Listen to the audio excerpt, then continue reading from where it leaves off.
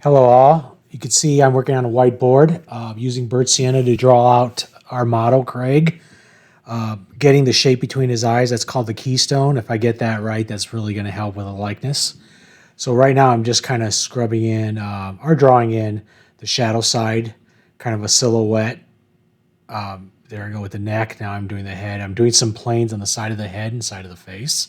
Got his ear in, strengthening some lines. Do you notice things, lines are staying pretty straight, not using too many curved lines. Okay, so here I went and I painted in some dark shadows with an average dark. And you can see it's still lighter than the ultramarine blue on my palette. That's the darkest color on my palette. Just to show you I'm not that dark on those shadows. Now I'm putting in some average lights with some good orange chroma. We had kind of a warmish light on him. And you could see the planes that turn away cool down a little bit on the left side of his face and his neck. Going ahead and mix some lights for the eyes. That's the sclera, or the whites of the eyes. He had them pretty cold, but they were pretty dark. Why? Because those eyes are being covered by the brow. They're not receiving a light like the forehead is with the highlight. So never make those whites of the eyes too bright on anybody. Okay? I had just put my hand up to show that this face portrait is about the size of my hand from the top to the chin.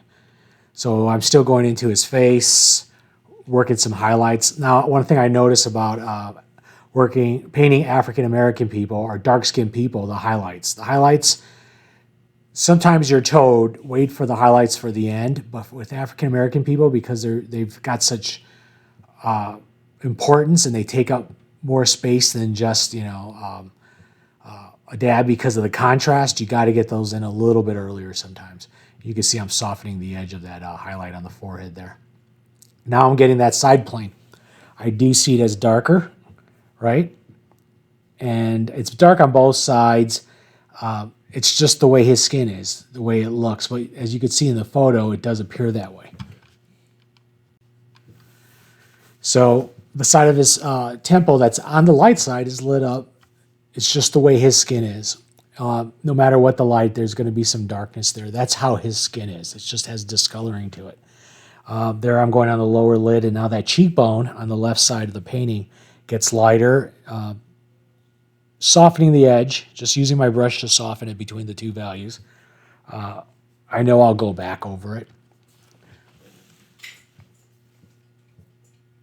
There I'm getting more chroma on the side, on the left side, working around the eyes, strengthening some darks, some darker halftones. Now, even though my palette is an average halftone, like a 5 on a 9 value scale, with him, it does go darker. With a Caucasian person, you would see that 5 value being pretty sufficient for the midtone. And when I talk about the midtones, they're talking about the keystone in between his eyes. Let's go with that. And you can see there's a thickness there. It's not just a flat keystone shape. There's a side to it. It has planes. Remember, everything has planes, right? His top lip is dark because it's a plane that turns away from the light. His bottom lip has light because it's a plane that faces the light. And then underneath his bottom lip, those planes turn away, as does under his chin. Okay? But back to the values. So he would be a little bit darker than a 5, a 6 in his average values that are halftones. And what are the halftones for me? Those are the tones that do all the modeling. Those are the tones that are going to go a little lighter or darker, where you'll see some more work. They could go as light as the average light, or not as dark as the shadow. Okay? So that's what's turning things. That's the model. And I'm doing it there. All I'm doing is putting in dark halftones. I'm not even putting in shadow. That's dark, dark, light. It's close in value to the shadow, but it can never be the same value as the shadow. All right, working on the nose, softening edges. Even though he's a guy, he's a very in shape, muscular.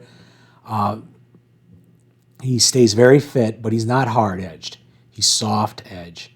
There's nothing hard about him. So working on the lights, still softening things back and forth. It's like you put something down, you put something around it, it looks wrong, you correct it. You correct it until there's less things to correct. It kind of sounds funny, but no matter how finished you try to be, even if you're working from shape to shape, you always go back over it. So they're working around the dark side of the keystone in the shadows. Notice I put on the left side of the painting, the eye, I put the catch light on the lower lid. Now you're really starting to see his iris. All right, so let's see. I'm working around his nose, keeping those edges soft. Working on his ear. See how I'm darkening the side of his face.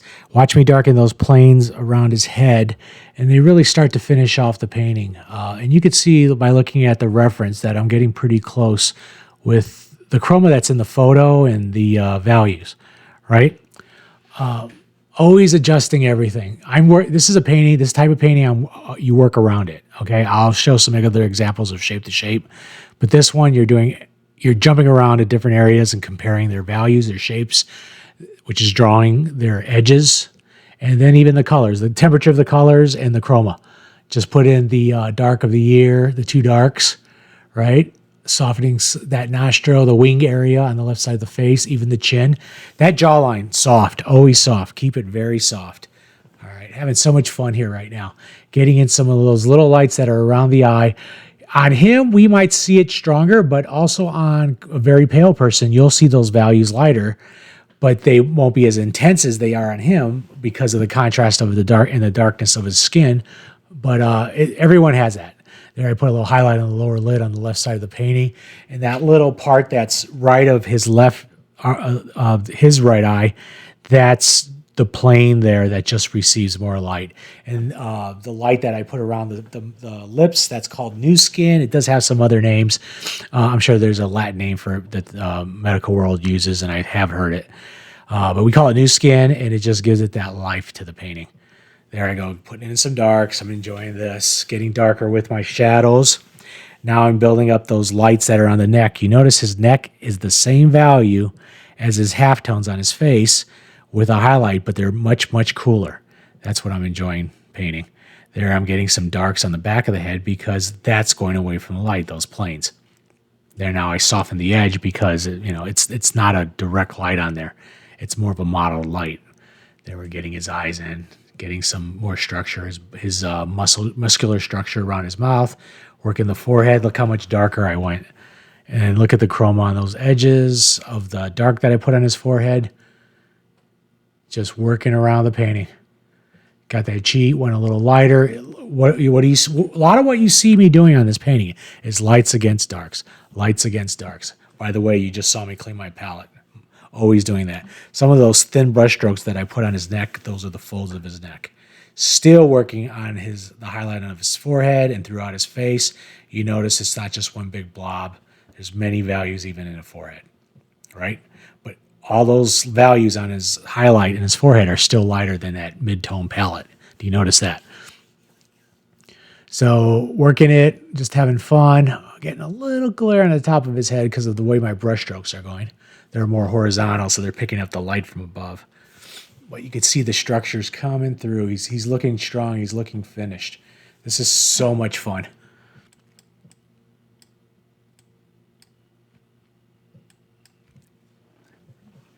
Working. Notice I cooled down some areas of his chin and around his mouth, around his muzzle area. Just constantly working everything, making sure it's the right value, softening things, soften. Now, we'll talk about edge. I'm not going to go that soft, but soften to firm. Okay, there's nothing. The only place you may see something very hard or close to hard is a cast shadow on his face, either from an object casting it or maybe from his nose. Okay, there's always, especially if you're outside with the intensity of light, if there's a strong spotlight on him, then you get some of those crazy cast shadows. Now, the dark in his ear, I don't know if you could tell, it's still a warm dark. His darks are very warm, right? Now I'm putting the background in the blue. He's orangey. What's the complement orange? Blue. Let's push the intensity, right? Do you see how it just makes everything just glow?